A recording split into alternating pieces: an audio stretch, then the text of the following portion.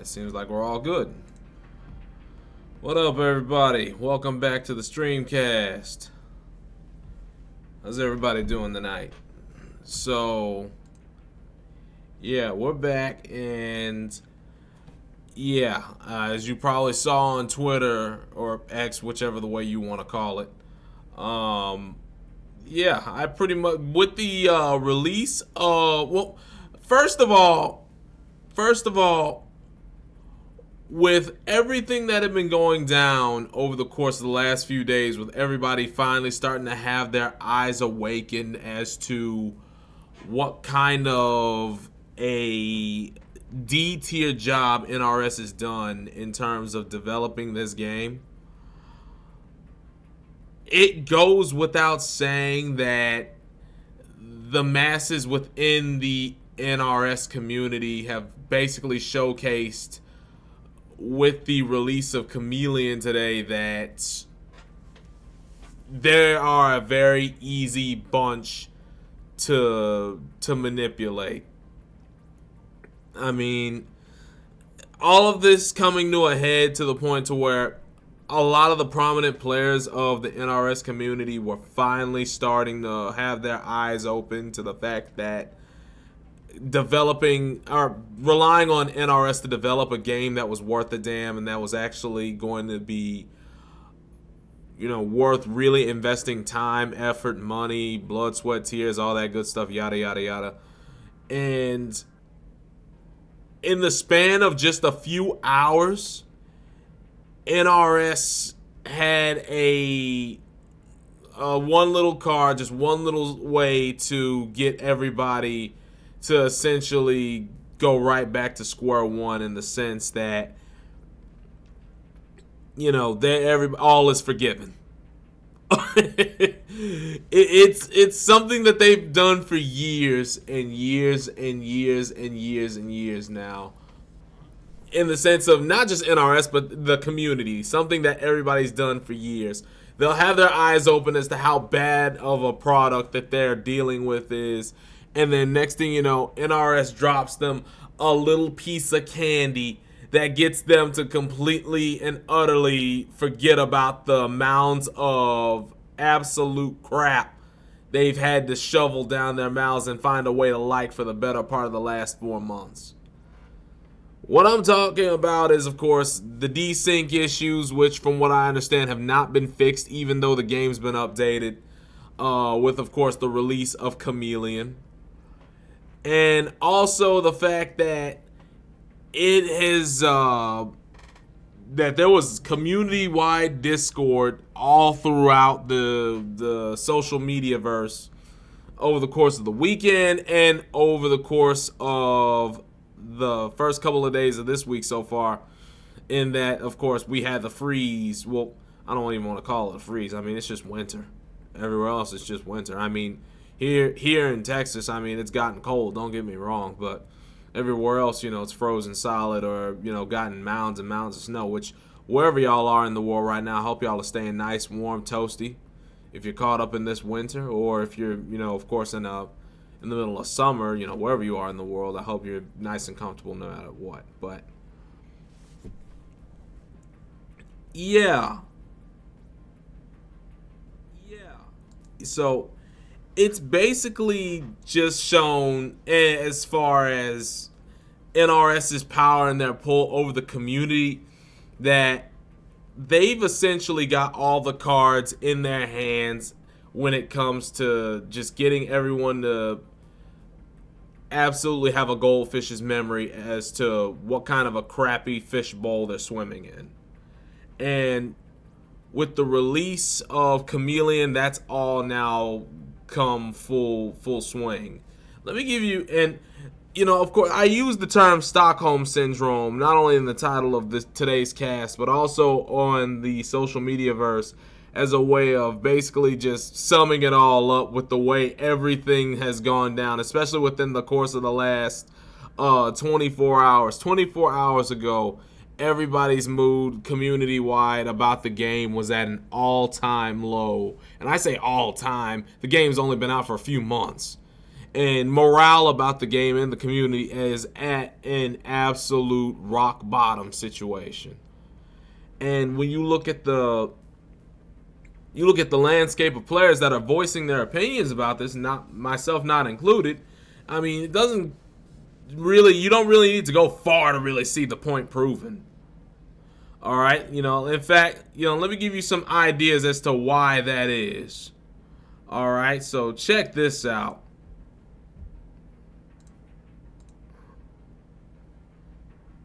All right, I'm hopeful that it's not too late for MK1 to get back on the right track. I know there are certain things that are completely WB's fault and not necessarily NRS's, but it doesn't change the situation we're in. If not, I will drop the game. I've done this many times already.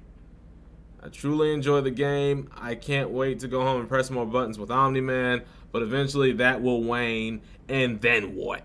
Drop MK11 for this exact reason. Jeez, that sounds familiar.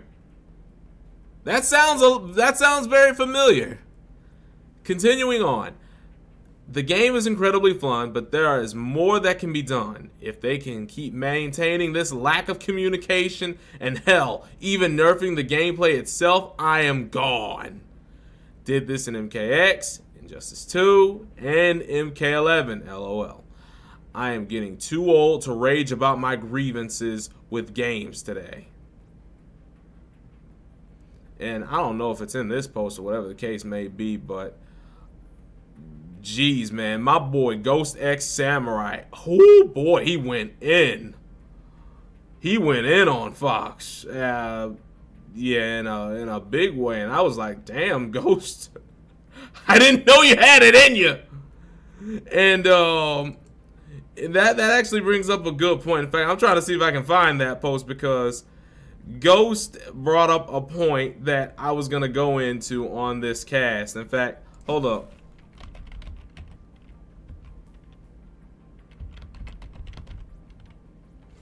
Alright, here we go. There's my boy. There's my boy Ghost. Let me see here. Oh, hold up. Where's that post? Replies or something. It's probably gonna be right here. Let me see here. It's gonna be on one of these. Here it is, right here. Right here. He said, "You all are to blame for MK's downfall. With every new game, y'all at the top sit there and tell NRS what a great job they've done. Just stay on their good side, maintain y'all perks, or you guys just don't say anything at all until it's too late. MK1 is a snooze fest of a game. The only thing NRS learned from MK11 mess was more combos. Let's add combos to MK11 and call it MK1. That's this game in a nutshell. MKX was the last game NRS actually put love into the core gameplay. MK11 was shit, and MK1 is shit with confetti."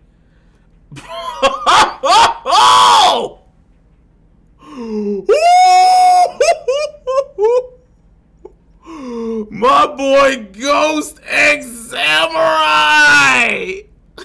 Oh, man.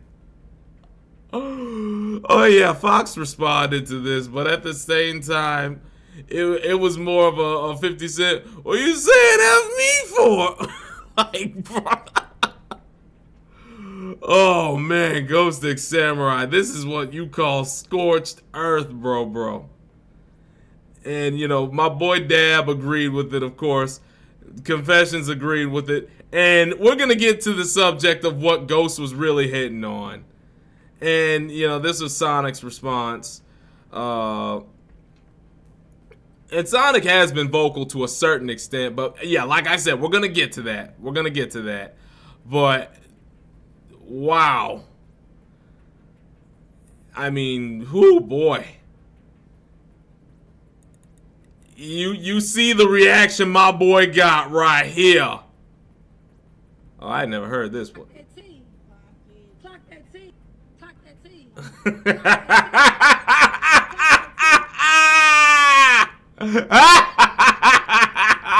Man. Woo, boy. yeah, man. The last StarDock Showcase Master Series champion, boy. That's Ghost X Samurai. Oh my God, man. He had Twitter ablaze when he came out with this fire a couple of days ago.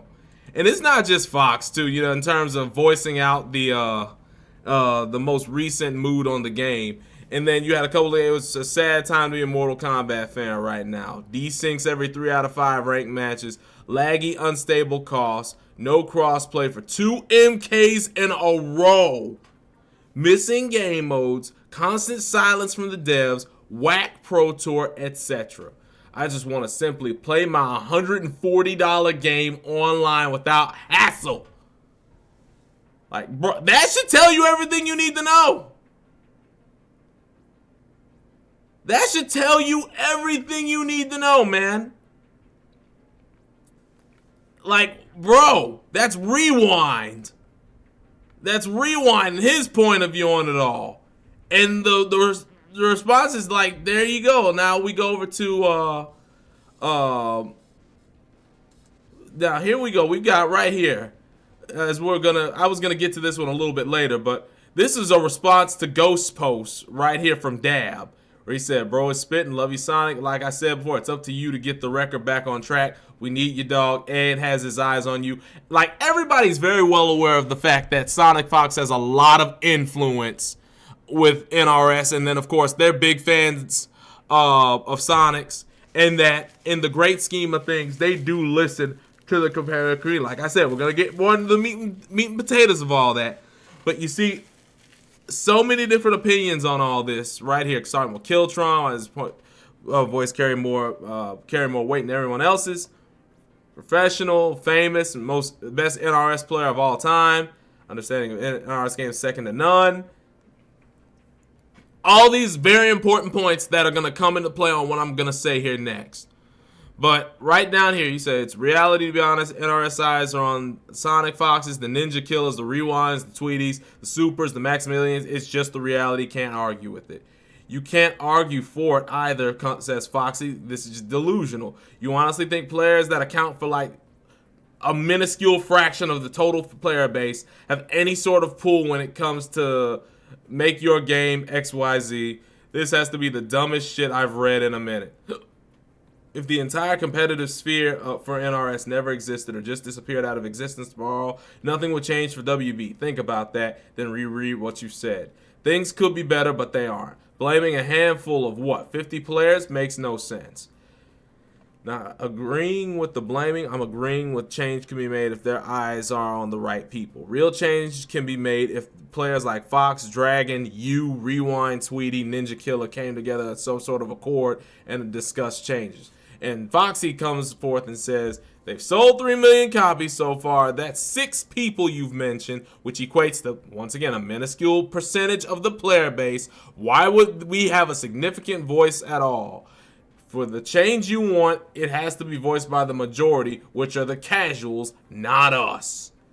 I think you just take things too literal. I don't think that's fair, for we don't know how many returns have been returned or how many people are currently playing out of the 3 million, which by and large, that's a good point. And considering the fact that we don't have crossplay and they don't have, I guess, a way of giving us a stat in the game based on all platforms being pulled together in terms of activity like you see in other games, I don't know if we will ever be able to see how many players, how many live players, concurrent players there are on the game at any given moment, which would be a very good barometer on the game and its health in real time. Now that is a point. But yeah, once again, you know, essentially it's getting to the point where, you know, you're starting to see a little bit of a pattern where folks are starting to have eyes on some of the top players within the community today in terms of, you know, just getting their voices out there and getting their influence out there. And it's not just top players, it's also content creators, content creation and content creators as well that are also being called out on this. And as far as Mortal Kombat 1 goes, I'm pretty much on the content creation side of anything. I don't know if it's going to be too much content creation for MK1 or whatever the case may be, but I'm sure there's no incentive to playing that game competitively from my point of view, as you can pretty much surmise from the previous casts. But continuing on, Tekken Master came on and said, I will drop it as well if things stay the same. Sorry, NRS, but can't care about someone who doesn't care back.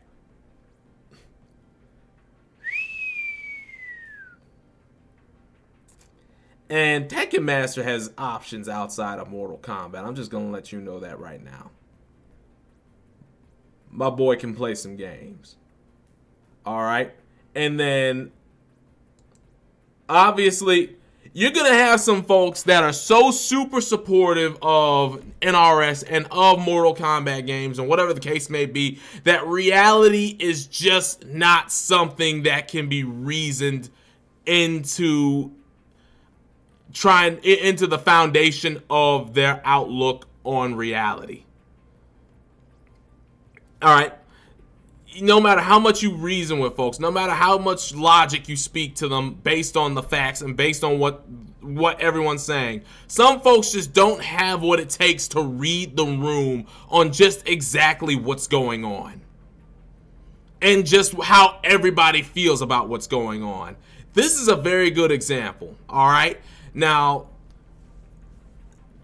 this one just popped up on my feed, and earlier today, and she says, guys, please chill about MK1 not being on the current top 8 list for Combo Breaker. Pretty much all the competitive players I've talked to said that they're going. Tons of us booked hotels already. You know the MK scene just waits until the last minute to register because we're poor. Well, that's a very contradictory statement already, because if people are so poor and it's just taking them a while to get their trip booked, why in the world would they book their hotel before they booked the rest of the trip and signed up for the tournament in the first place? Combo Breaker as of right now is not quite what I'd say is close to the cap that Rick has set. Rick said online that the cap that they've got for this year's Combo Breaker is 8,000 people. But it's not close to that, of course, after just only a week and some change of registration. But why, in terms of getting the trip prepared in the first place, what sense does it make, especially if you're not somebody who has a ton of means to travel on their own without any kind of extracurricular help, like a sponsorship, a benefactor, whatever? How much sense does it make to actually book a trip to a hotel to a city that you've not even booked your means of traveling to? And you've not even booked the reason why you'd be going to that city in the first place, i.e. signing up for the tournament. I've gone to a lot of tournaments in my day, and I've never done it that way. I can't recall ever doing it that way. If anything, it's sign up for the tournament, then book your trip, book your travel. I mean, yeah, I don't know. Maybe things have changed ever since, I really was, out there, grinding and traveling around like, before. But, yeah, the statement's very contradictory to say the least. And let me see here.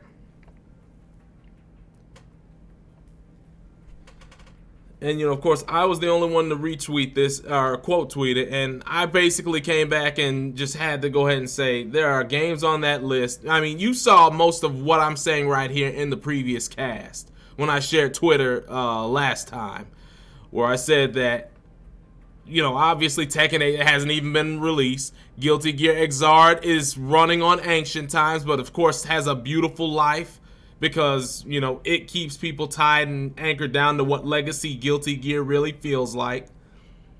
And the fact that ArcSys has 2 games of the same title within that top 8, being Xrd and Strive. And that, of course, KOF 15, it being the game that it is, it's up there in the top 8 right now, rounding everything off right now, where MK1 is not even within honorable mention striking distance. All right, and here's the thing. This is where, the irrationality of it all comes in. This is the discussion. I'm going to show y'all the whole discussion with old Molly B. It was 1 week after registration started and the list was posted. There could literally be like 5 people registered per game. It's meaningless. The hell it is meaningless! The hell it is! Meaningless? Are you serious?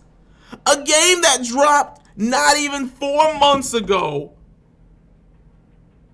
is getting absolutely pummeled by its own community, is the only American developed game on the roster, and it's developed in the same town that this entire tournament, this entire event is going to be in. And you're going to sit there and tell me, with it not even being present in the early leaderboard, that it not being there in spite of it being brand new, and some of these other games having the timing circumstances that they have, that's not a big deal? Bullshit. Especially with all the different kinds of spheres of influence you just saw a moment ago from some of the most influential folks within the community giving their 2 cents on the fact that the game's not even in a position where it's worth supporting at the moment. So I went ahead and responded. It took 1 week for the other games to reach respectable numbers, while MK1, which was made in Chicago, has a pro comp circuit and is 4 months old, isn't even worth a mention. If that wasn't convincing enough, then it's time to read the room and see how much goodwill the game's lost. Which in truth, the game has lost a lot of goodwill. You've read it with your own eyes. You don't know what the numbers are. Again, it could be 5 people per game. The numbers were not released. Too many people just looking to jump on any reason to scream the game's dead, and it's boring at this point. Oh, there was a debate. There was a gentleman that debated with Rachel Maddow recently. I think it was about the gender pay gap, and he schooled her on just exactly why that whole entire topic is a myth. It shouldn't even be a topic in the first place. And Rachel Maddow, she couldn't really even compose herself in the argument, and unfortunately what it all came down to was the gentleman telling her, I wish you were as right as you are passionate. And that was basically where it all ended, because it was painfully obvious she had no logical way of debunking any of what he said. And this is where the lack of logic, especially in the NRS community with the shills, this is where it just gets out of hand. I mean, let's look at Rick's statement real quick. Let's just look at this tweet. Combo Breaker 2024 first week registration top 8 leaderboard. Street Fighter 6, Tekken 8, Grand Blue Fantasy versus Rising, Guilty Gear Strive, Eunice, Guilty Gear Rev 2, Super Smash Bros. Ultimate, KOF 15. Those are your top 8 as of that moment, as of this post from a few days ago. Alright, as of right now, on pace for the largest combo breaker thus far after 1 week, which is great. 2 games are already over 300, and since all of this is literally right there in order, Street Fighter 6 and Tekken 8 both have over 300. Street Fighter 6, I think, is 6 months old right now, if not a little bit older. Tekken 8 is going to release in the next 2 weeks, less than 2 weeks. 7 games are over 100 entrants, which means every game from Street Fighter 6 all the way down to Super Smash Bros. Ultimate, all over triple digits. He's literally giving you the numbers right there, man. These 2 are 300 and above, and every single game below that, with the exception of KOF 15, which is the last game in the list, is over 100 players as of this post. Mortal Kombat 1's not even worth a mention. And meanwhile, he says down here that KI is already 40% of its 2023 bracket. And what I need to do is I need to go and take a look at that 2023 bracket so that I can see just how many were in Killer Instinct in Combo Breaker last year, so that I could get an idea of that nice little bump. So you got Killer Instinct A game that's over 10 years old improving by 40% because Iron Galaxy gave a damn enough about that franchise to give it one final patch, like Mortal Kombat X on steroids. Bruh, Killer Instinct, that's a game that can be played for years more, even before they even think about giving those guys a sequel, which they deserve.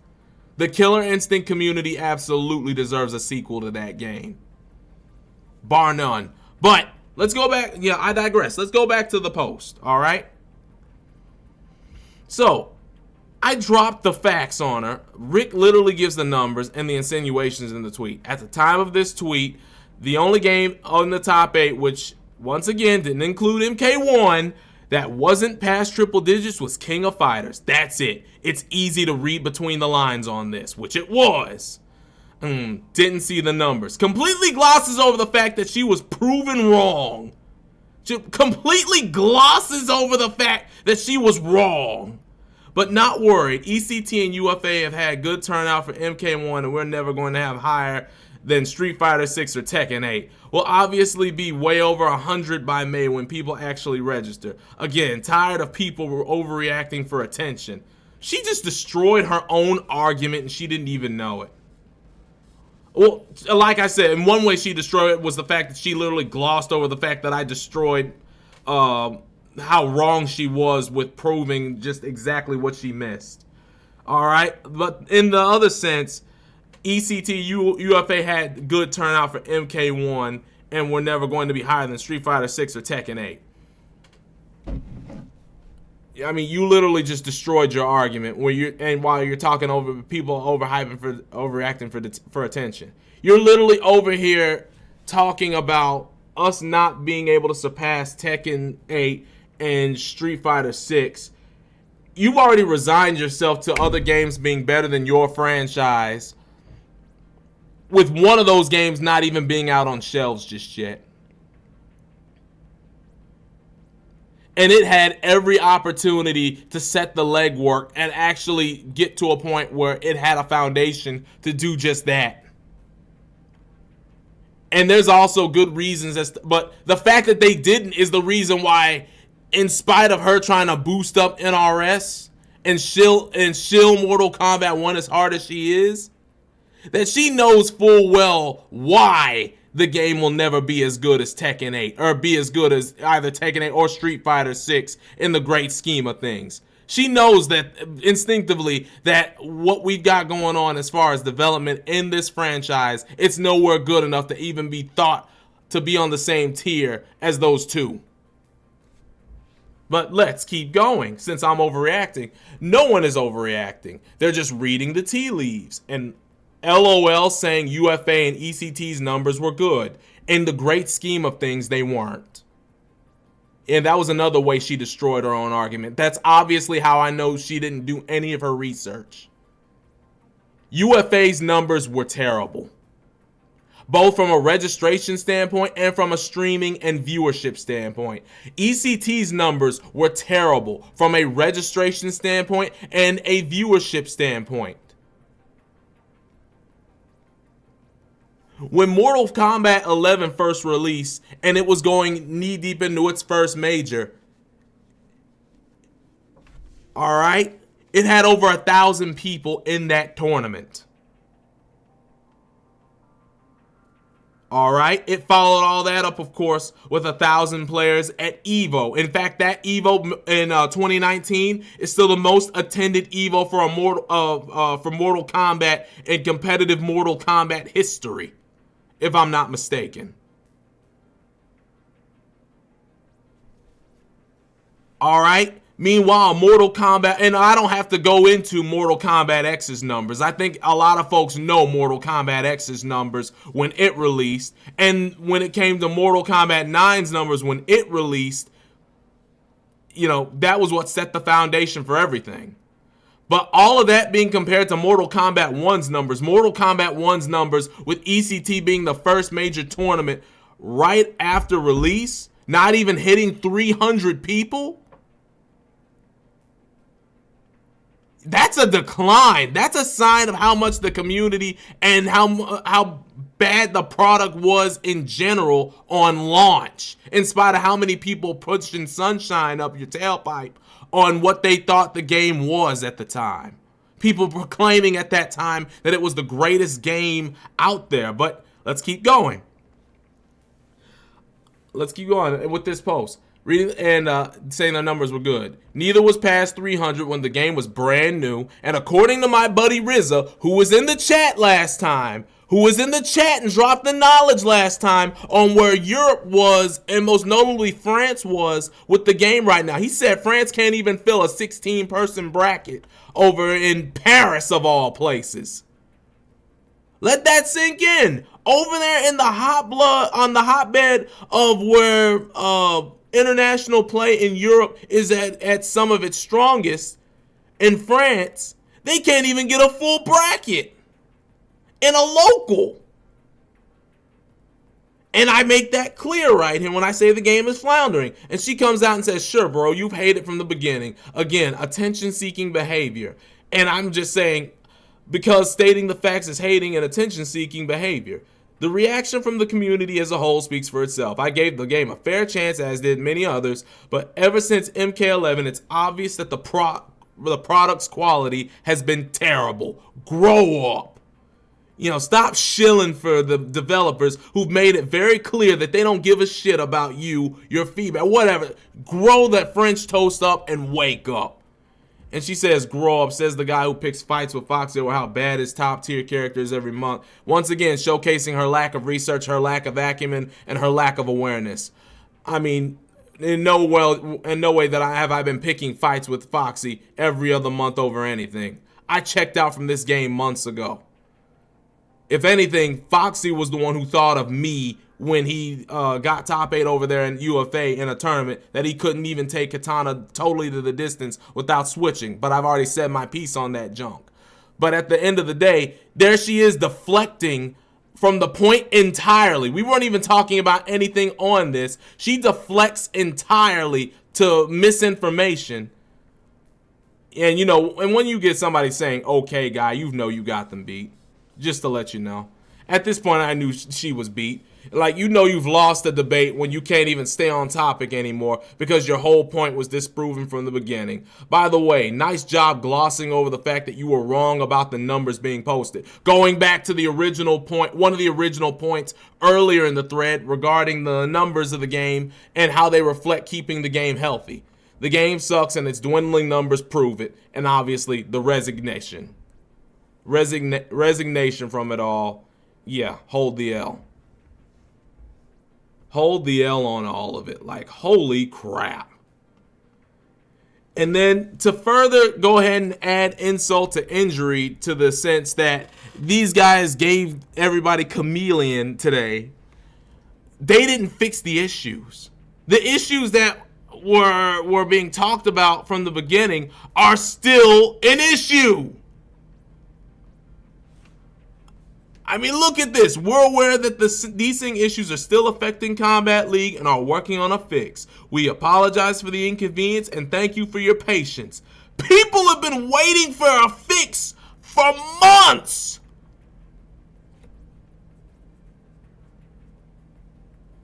Here's the thing, and we're done looking at this. Yeah, you guys got the point. You got the issue already. Okay, you get it already. But the point of it all is this. Back in MKX, in the early goings of MKX, after about 6 months, and after Alien came out and the patch meta, the DLC meta, was in full swing when Alien was out, and they buffed up, Demolition was what it was, Yuckmouth was what she was, Melina was what she was. Dude, the game went on like that for a good 6 months. I think you could probably even say 7 months, because that whole patch with Alien dropped in February, and then we had to go in the final round when they made Alien legal, which was just stupid. Looking back at that was just stupid. And then Alien, it was an all Alien Grand Finals, and Alien ran the table in competitive Mortal Kombat X for the better part of the next 7 months. And then the final patch came along, the game got normalized, but here's the thing. By the time all of that finally happened, much of the player base in MKX decided to move on to other stuff because of how broke the game was. And how unbalanced and everything the game was. Hell, funny thing, I was gonna drop Mortal Kombat X for good after EVO that year. But I was fortunate enough to get a damn good placement at EVO that year. I think it was top 16, top 17, I forget which one. But I think it was 17th. I'd have to go back. But simply put, you know, I had a good year that year, which that EVO got me to a point where I got sponsored, and then after that I went on a nice little run of my own for my career at that point. But then, you know, if that didn't happen, I was gonna drop Mortal Kombat X for good and look forward to something else, which of course at that time was Injustice 2, which was gonna be looming over the course of the next year.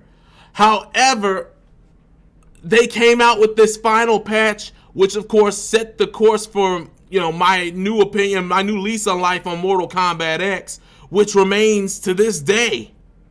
You know, in terms of how much I love that game and what it's done for me and everything of the sort. But the game would have definitely wound up having a lot more staying power, a lot like the way Guilty Gear Xrd Rev 2 has in the long run, if that patch and if those updates that got the game to where it is now came a lot sooner. Yes, they fixed the game, and yes, they put it in a position where the game has its storied life.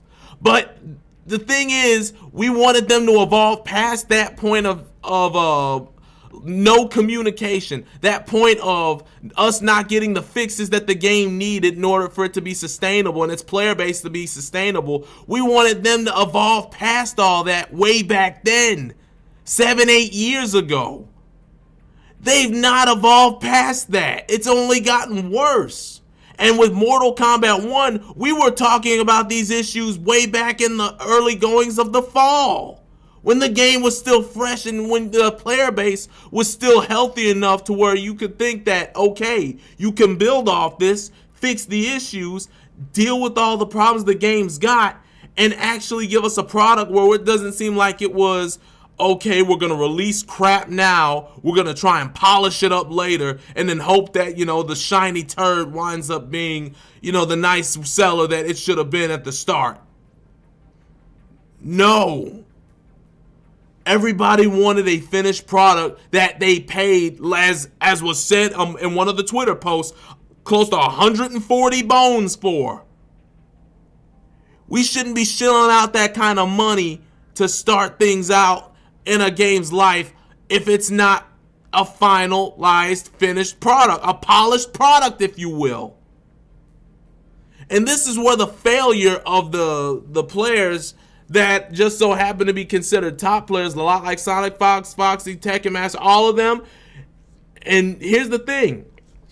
Now, obviously, I've said my piece on it before, and now we're getting to it.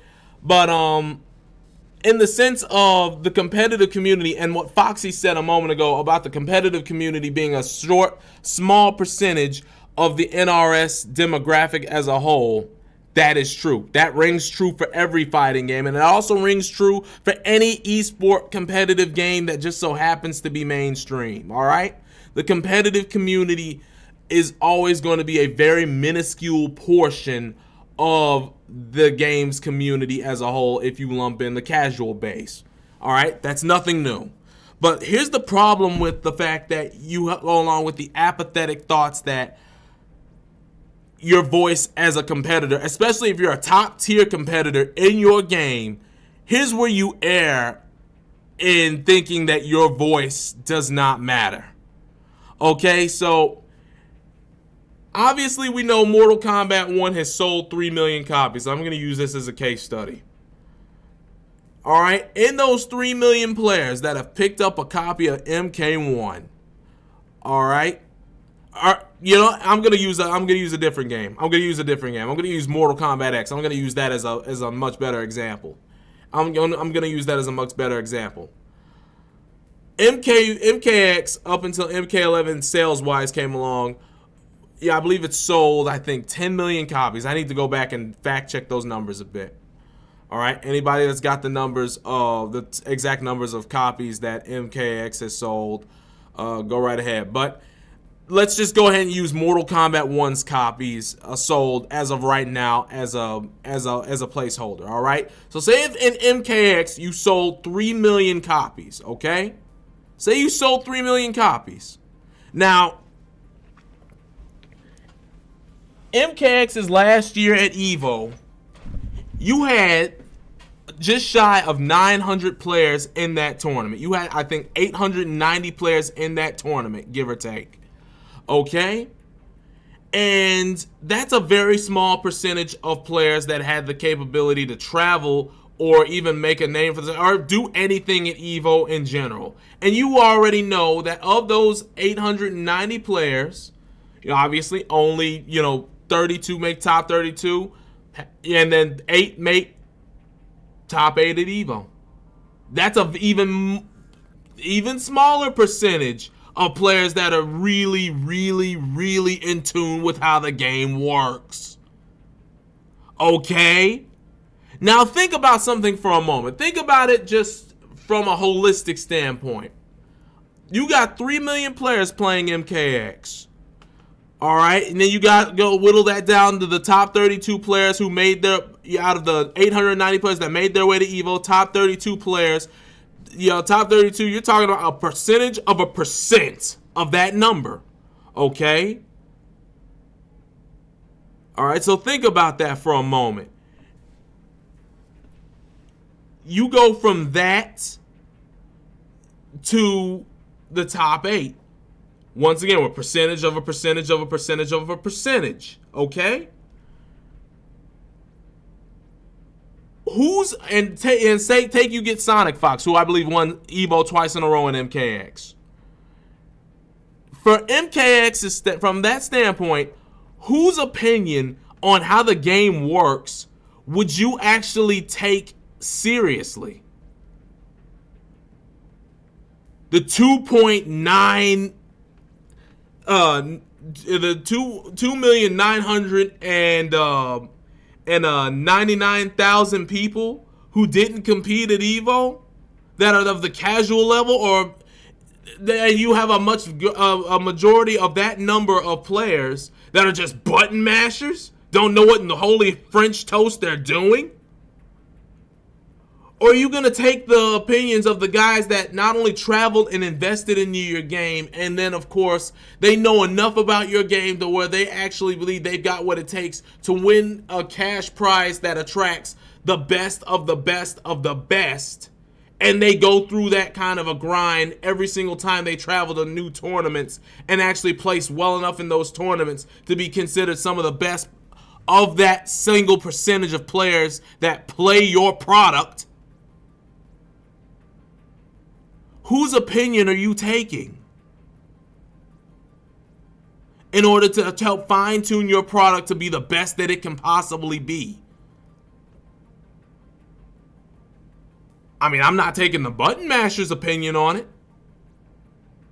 because the button masher's just playing for fun. I'm taking the opinion of the guy who was able to grind out the game to the extent of being put in a position to win those crazy cash prizes because they were so good and so knowledgeable of how the game worked in the first place that they know full well just exactly what the game has that's absolutely busted and what it has that's worth building on. And make no mistake about it, these developers know that the competitive community, this is the reason why these developers have gotten to the point to where they started supporting the competitive communities, unless you're Smash, but that's a whole nother discussion. Oy, oy, oy.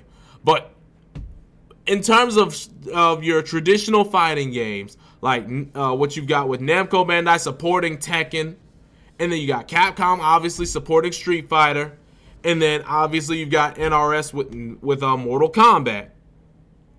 These developers have understood that utilizing the knowledge that they get from the competitive scene and from those that actually do take the time to go out to these tournaments and take time to play the game offline.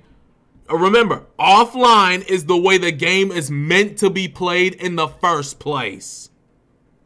Taking that knowledge, taking that data from offline play and taking all of it from a holistic standpoint with the best of the best, and actually applying that as a means of fine-tuning their product. The most extreme case of this, obviously, as I went through in the other episode, was Tekken 7, with how Tekken 7 was fine-tuned and developed, with how they went about around and about nationwide, internationally with that game at events, got feedback and got all kinds of data and telemetry from all the players that played it around the globe, before it finally made its console release in 2017 and just wrapped up its Tekken World Tour just this past weekend and had one of the most glorious send-offs I think any fighting game is ever going to get. And what a finals that was. What a tournament that was. That Tekken 7 Tekken World Tour. Oh my God, what a game. As far as the games of the last generation, Tekken 7's the GOAT. Every ounce of what they put into that game, Tekken 7 is without question the GOAT because of that.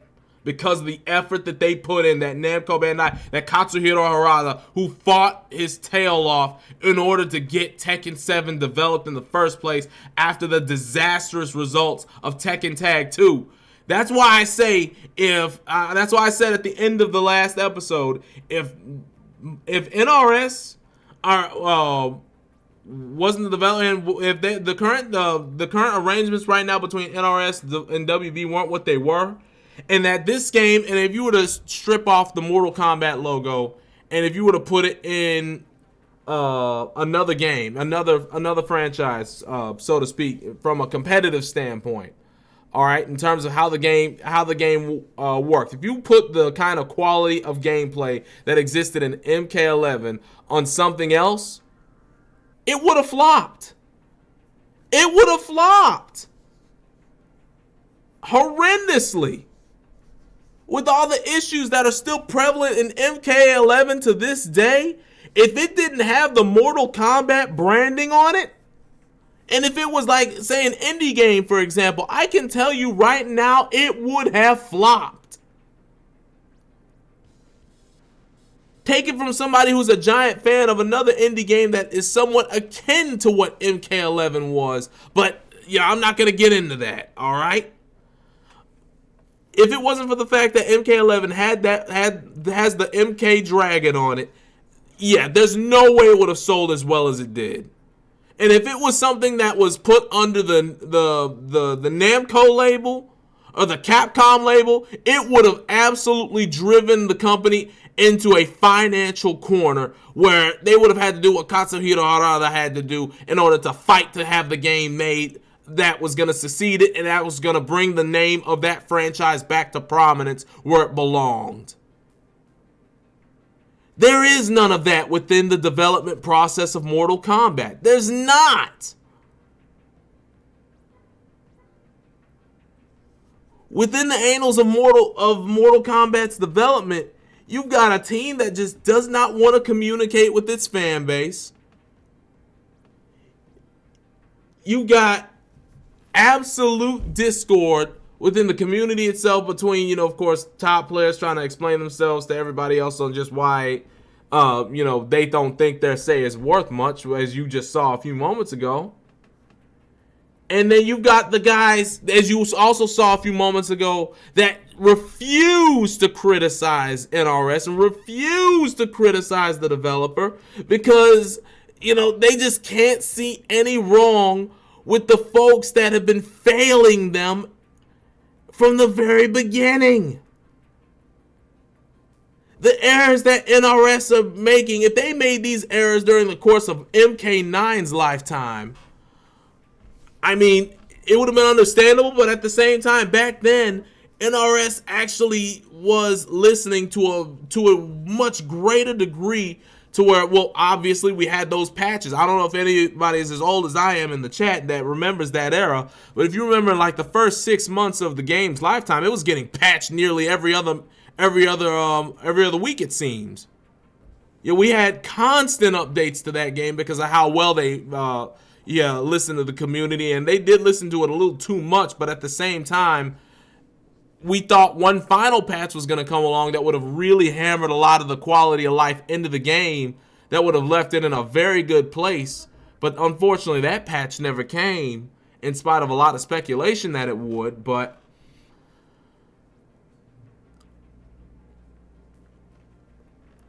what's been going on from the standpoint of NRS essentially being able to get people to realize how bad of a job they've done and realize that, this game's not what it was cracked up to be, and that comparing them to all the other major developers, waste of time, because at this point it's now proven that there is absolutely no comparison. But in spite of that, the drop of a hat, Khameleon comes around, gets dropped today, and all of a sudden you have people posting Khameleon tech all over the timeline. It's as if a whole entire cleanse, a whole bipolar flip of the switch, if you will, has taken place, and you've got everybody forgetting about all the craziness that's been going on, all the bad vibes that the entire litany of shortcomings that MK1 has going for it right now. All of that thrown to the wayside with the release of one DLC.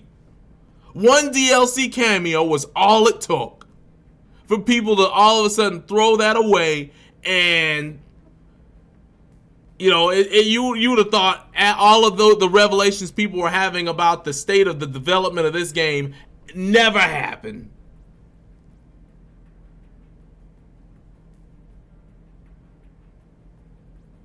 Yo, what up, guys? I've been playing MK and NRS games since first MK. I dropped MK1 and won't be buying another MK from those fools. Outsiders, I don't blame you.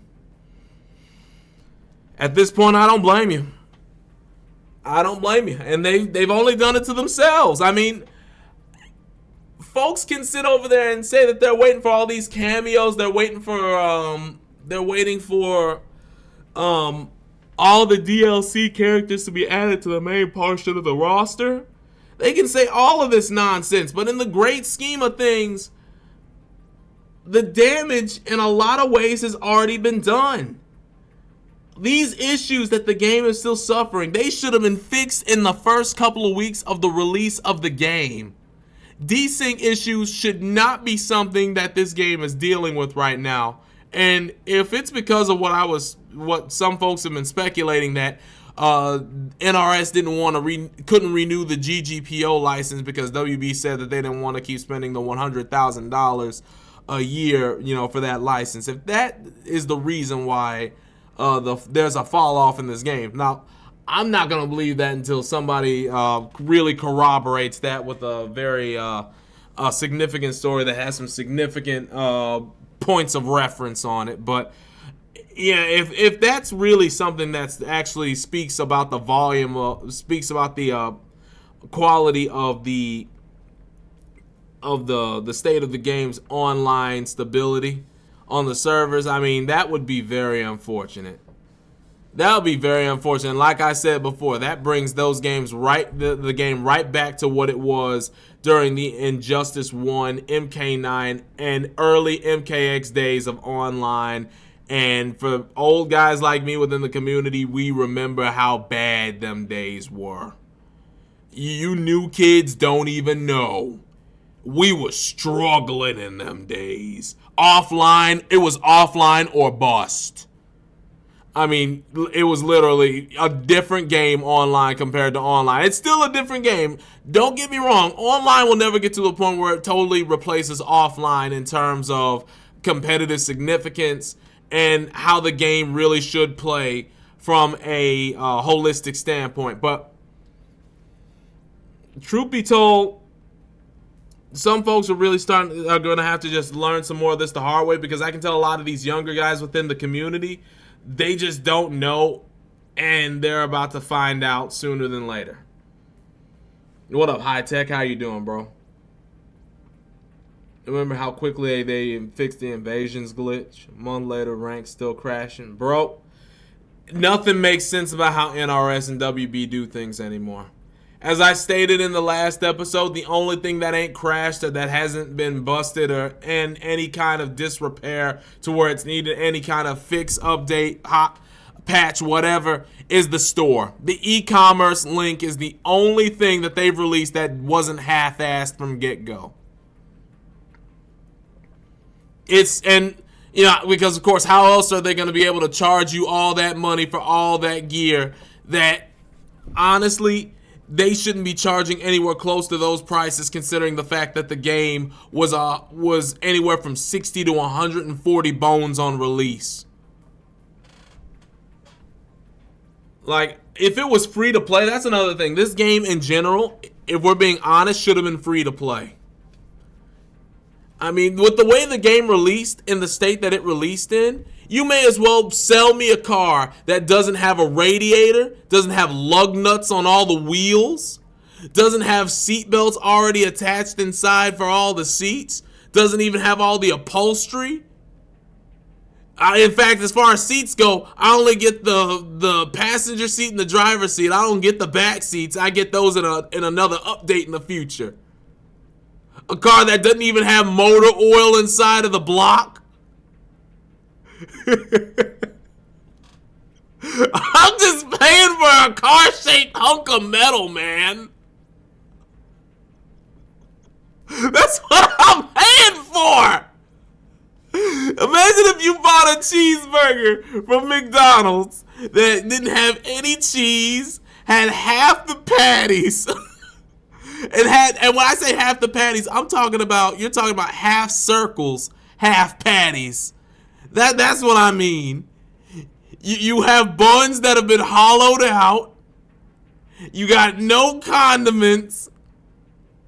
And you still paid full price for the fucker.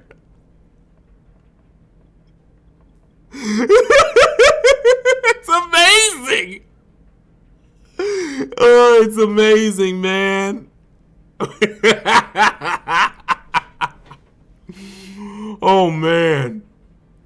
Imagine you bought a TV, but the wires to go inside the TV in order to make it work cost extra.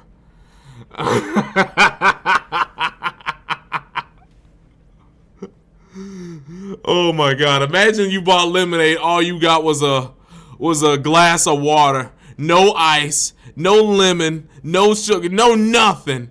They say the lemons cost this bit extra. The lemons cost $10 extra. Each cube of ice costs $5 extra. Each pack of sugar costs you an extra $7.50. That's what MK1 is, bro. MK11 was like that too. People have finally gotten to a point where they're sick of it, man. They've gotten to a point where they're finally sick of it.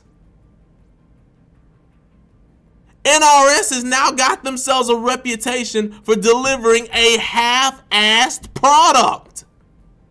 That's what MK1 is. It is a half-assed product. But you see the stranglehold they have on the community right now. Just mere hours ago. Hardly even 24 hours ago. Everybody was finally starting to come to grips with the fact that they failed as a developer and that they delivered yet another half-assed product. All it took was the release of one little DLC cameo character, and next thing you know, it's as if all is forgiven.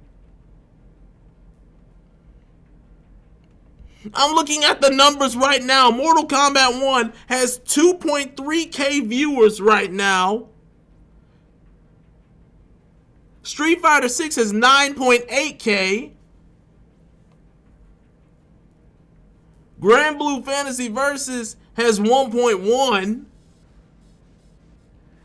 I was just like, bro, it took no time whatsoever with the release of one cameo for people to friggin' realize and forget that they're playing a very flawed and a very, very horrifically put together game that you already paid full price for. The amount of money you paid for that game could have cost for a whole other game. And it's premium edition to boot. It's just amazing, man. It's absolutely amazing. With just one cameo, not even a full character, one cameo, and people forget that they're playing something that should not have been released within the last calendar year. I don't get it, bro. That's why the NRS community is where it is, man. That's exactly why we are where we are. This community deserves nothing good, bro. Kool-Aid, no sugar. High tech, you're not lying. Kool-Aid with no sugar. What's the point? What's the point? Paid $116 for the premium edition just to get no content at all. That's what I'm saying. Lady C, that's exactly what I'm saying, man. Exactly what I'm saying. Like, how are you gonna just take my money like this? Knowing full well you released a horrible product. And that's why all them responses to the Mortal Kombat account that brought up the fact that they're aware of the desync issues. I mean, we've known you're aware of it. You've constantly been posting out posts that you're aware of it, but you've not fixed it. Being aware of something and fixing it are two entirely different things. And you got people in the chat saying, you know, go ahead and give us dragon crystals. Yeah, which honestly, when you get right down to the nitty gritty, they should be giving $40 or $50 worth of dragon crystals to every single player in the world. Every single player that bought this shit that hasn't returned it yet, they should all be getting a good healthy bevy of gratuity in that e-commerce shop from NRS. No questions there, man. There's no reason in hell why we should have paid full price for this nonsense. The game was a cash grab. And yet folks know about the fact that it was a cash grab, and yet they're still trying to defend NRS as blindly as Molly B.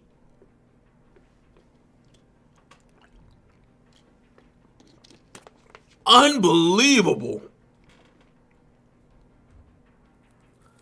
It's unbelievable. Like, wow. At this point, you know it's not even that they got the wool pulled over your eyes. You damn near glued the wool right on your eyes, knowing full well you can't see. It's like you want to stay blind. This is cognitive dissonance. And this is what I'm talking about, Stockholm Syndrome. Stockholm Syndrome originated when there was a bank robbery decades ago over in Stockholm, Sweden, where the bank robber wanted to make some demands to the police. You know, I believe it was to get an associate of his released from jail, a getaway car, so that he can get away with the spoils that he got from the robbery. And it went on long enough, and a couple of the officers, I believe, got injured. And yet, it went on long enough, and it went on to the point to where all the captains heard the story and heard everything, why the robber was doing it, and they sided with the robber. They sided with their captor. They sided with their hostage holder over the people that were trying to get them out of harm's way. That's how it got coined, where when you're in a captive situation, you actually grow a a psychological bond with the people that are holding you in against your will.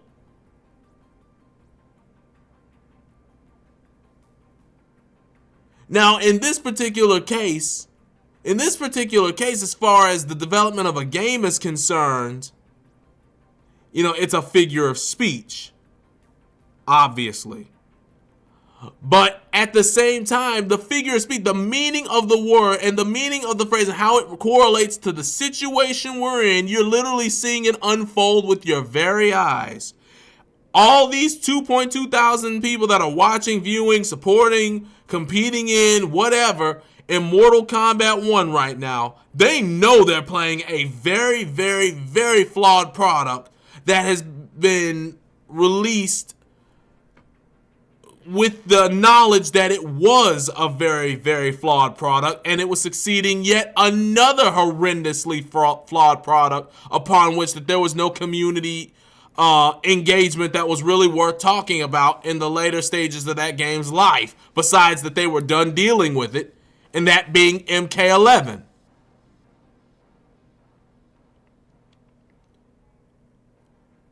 All right? But in spite of all of that, they still continue to drop those grievances at the drop of a little bit of dopamine. That little bit of dopamine was the release of Khameleon, and you're seeing people have complete mood changes over one little cameo.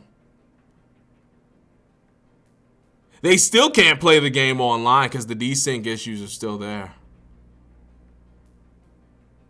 As of right now, we still haven't gotten another update to that Combo Breaker registration list, but it still ain't changed the fact that Combo Breaker still doesn't have the game right now in anywhere near any striking distance of being respectable in terms of entrance.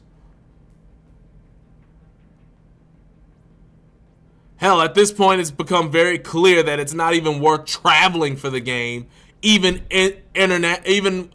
domestically speaking. Like going to Frosty Faustings, for example. Going to, well, I don't know if Winter Brawl is still a thing.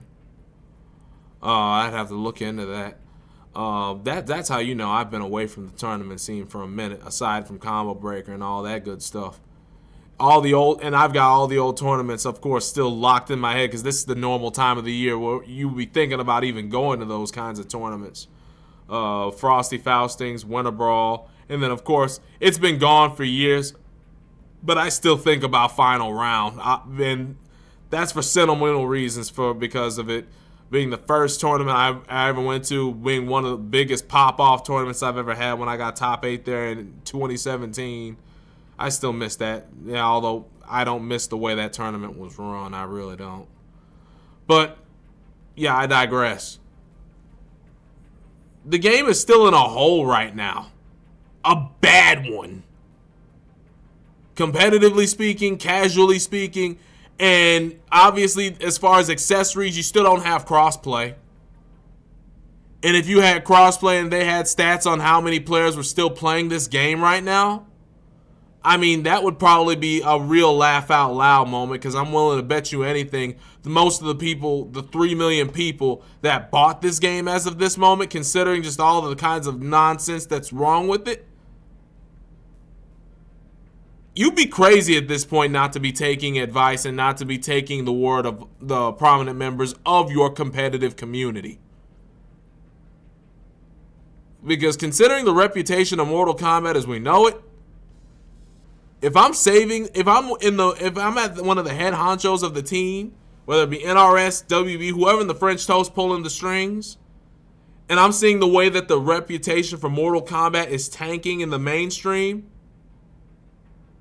you bet your tail at this point the most qualified people that can help me get the game and get my product and get my franchise's reputation back on track are the people that are actually investing time, effort, and money into the product at trying to reach the highest level possible in this flawed product. And if all the top players of this game right now are the players that actually, want to compete in this game travel for the game, be considered, pro comp status or whatever the case may be for this game, actually spoke up as a whole like they were doing a couple of days ago and up to this point yesterday, something tells me that change will come a lot sooner than you realize, especially, of course, when you consider that the options that some of those players were definitely throwing around to the public that follows them because of their influence, or for that matter, just throwing out what they've done in past games that were made by NRS that weren't up to par in the great scheme of things, like MK11. They just dropped the game. Didn't play it anymore. What better way to showcase that your product's terrible is with people not playing it or people not using it? Especially if you, like I said, have crossplay, you can see how many concurrent players you have, and if your active player base is small, that sends signals. I mean, even without crossplay and all that good stuff, they have the data. They have the data, and it's not like they're going to release it, but at the same time, they have that data. They know what's going on. And it speaks volumes. Whether you support NRS blindly, whether you understand the facts, whether you understand the reality of it, whether you're pessimistic, numbers never lie.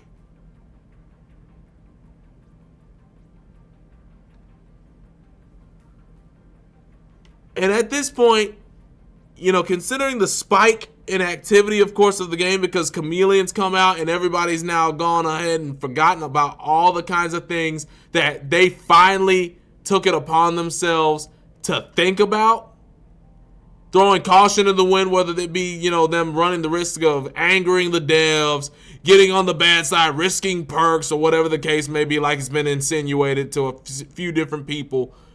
Folks was finally starting to speak out to the degree of the real and true criticisms that NRS has deserved for years were coming out in bulk over the last couple of days. All it took to quell that was one drop of one little DLC. And that's exactly why MK is, or the NRS community as a whole is still under that Stockholm Syndrome grip that NRS has.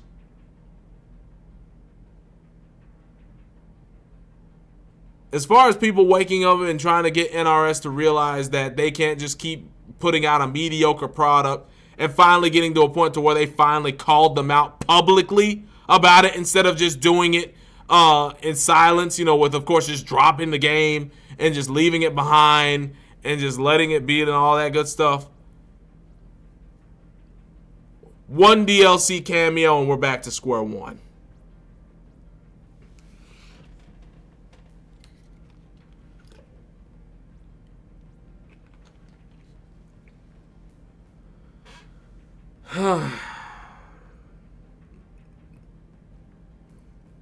C'est la vie.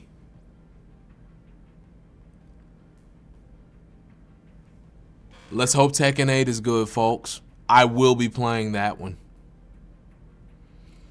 I'll be playing that one. I'll be trying to see if I can try my hand at that in earnest, because Mortal Kombat just does not have as much of a grip on my time as it used to. In a lot of ways, I'm thankful for that, because it's allowed me to, of course, put more time into the channels, put more time into, of course, my career and everything. And honestly, it's all coming up aces. It's all gravy with me.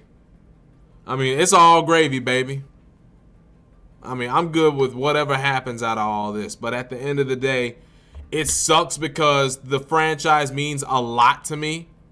And in spite of the fact that I'm hard as hell on them with the criticisms that I have about the products that they've wrought over the years, I still do believe that NRS can put forth a better product, because as far down the line as it was, them putting out that final patch for Mortal Kombat X and that game still having the life that it has, to the point to where it still had circuits run by the community with the crowdfunding support.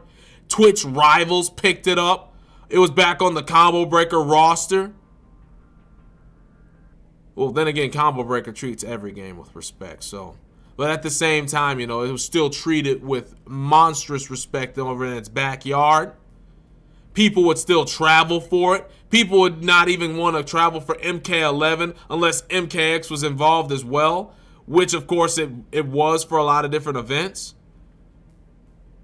And then, of course, during the heat of Mortal Kombat 11's time, you had much of the prominent players within the community preferring to spend more of their time on MKX than anything. No other game they've ever made, even MK9, Injustice 2, or anything like that, even comes close to that in the sense of the state that they left MKX in. That tells me that game is proof that if they get their shit together, good things can happen. But unfortunately, given the fact that things have devolved to a point where in the last several years, in the last couple of games, and unfortunately them being Mortal Kombat games and an Injustice game, it's gotten to a point where they're basically making their money off the brand name and the history behind the brand instead of the quality of the title that represents that brand at that particular time. Obviously, me saying that they're basically getting all those monies off of people just buying it because it's Mortal Kombat, and then of course with Injustice, them just buying Injustice because it's got DC characters in it.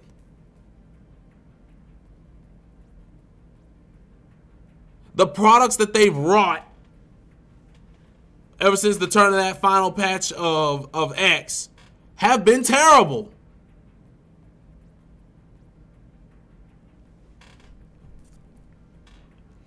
And until people collectively hold their feet to the fire on that, they've got no reason to change what they're doing. They're getting their money off of each one of those games, which, think about it, 3 million games sold right now. 3 million games sold. All right? Multiply that times $85, which that's like the average of monies, whether you got the bare bones version or the premium version. $85 is right around the average. You can go $85 to $90, whatever deviation within that range you want. Okay? So taking 3 million and multiplying it times 85, you're talking about $255 million made off the game. And I'm just talking about sales of the game itself. All right, I'm not talking about anything to do with any of the DLC packages, like the voices, the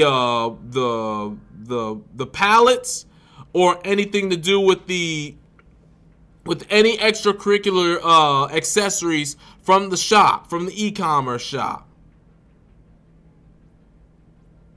Okay, I'm just talking straight sales of the game itself. $255 million. You're going to sit there and tell me that they don't have the resources necessary to go in and actually fix the game immediately. Now that it's been painfully obvious, they've made up their budget right off the rip.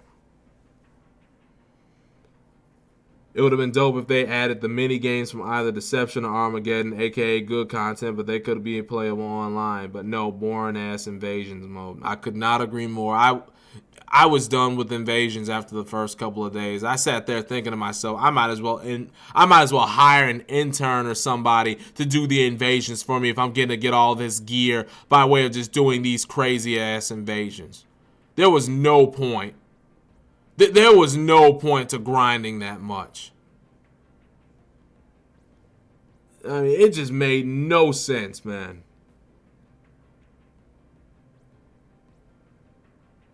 Yeah, Outsiders, Tekken 7 had a legendary run and T8 is not out yet, but yeah, Tekken is shit. Man, you don't like Tekken?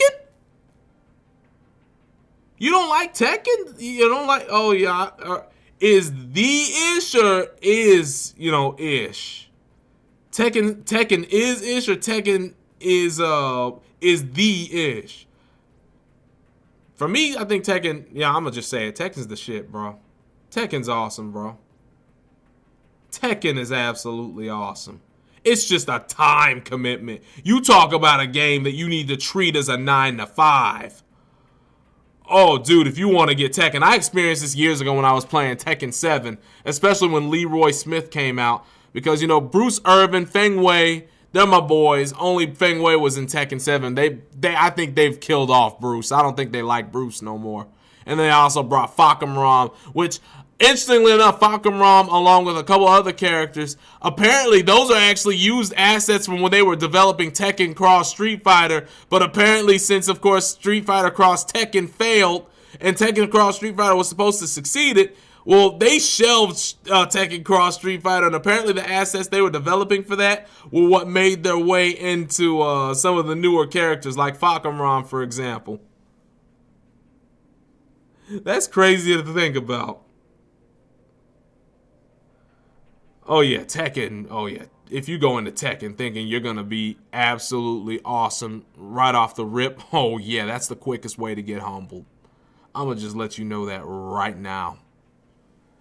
I was fortunate to know better because, of course, here in Houston during the time when I was trying to learn it from the ground up, Houston had a dynamite scene back in the day when it came to Tekken. In fact, Houston's still home to the only two American-based champions in EVO for the game, and Crow, who got 2 of them, and Core, who got 1. I think Core got 1 in Tekken 4, and he got 1 in Tekken 5. And then you had Core, who got 1 in Tekken 6. Yeah, man, Tekken's awesome, bro. Yeah, Tekken is awesome, but yeah, man, I think that's it for the cast. We're gonna go into some Apex, enjoy some decompression, bro. But yeah. Long story short, the community absolutely 110% can make a difference, especially the top players. Your voice makes a difference when it comes to getting the developers to realizing the errors of their ways. It's just a matter of the fact that you need to use them and not be swayed off by small little distractions like little DLC, like cameos.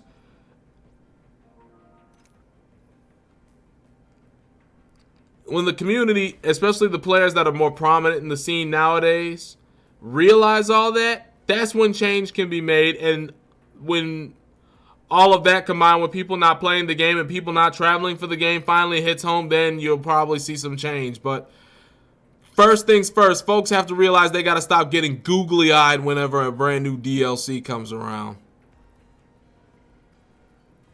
And then they're going to be bored and they're going to be right back in the same place they were in just a few weeks. Give it time.